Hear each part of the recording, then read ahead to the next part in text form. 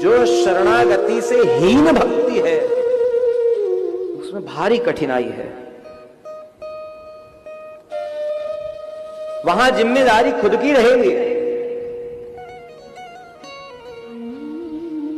वहां सब कुछ खुद ही करना पड़ेगा।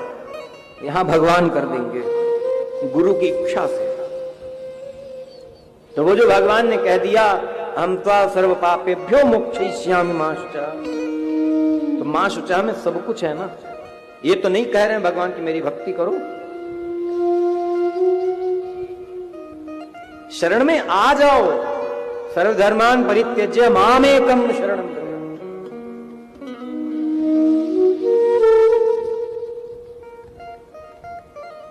मामेकम शरणम।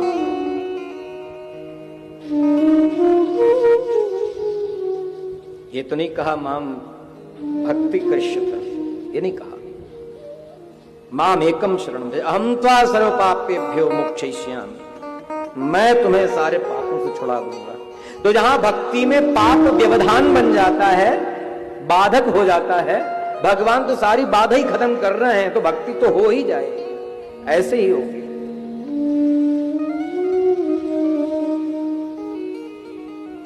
भगवान के सुंदर चरित्रों को गुरुमुख से जब सुना जाता है तो और अधिक जानने की इच्छा होती है। ये भक्ति उत्पन्न हो रही है, यह भक्ति बढ़ रही है।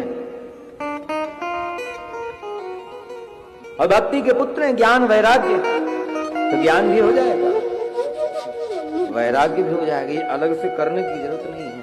यदि भगवत चरणाशित इस चक्कर में पड़ा कि वैराग्य होना चाहिए मेरे अंदर, विरक्ति आ जाए मेरे अंदर, इस चक्कर में पड़ गया विरक्ति कैसे प्राप्त करूं, तो यही अन्य प्रयोजन हो जाएगा। सुने, यही अन्य प्रयोजन हो जाएगा।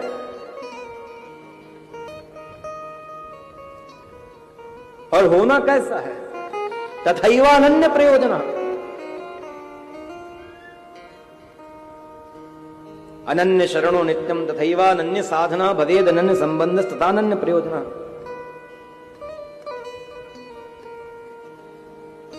तो अनन्य प्रयोजन गुरु कृपा से हुआ जा सकता है, हमें कुछ भी करने की जरूरत नहीं।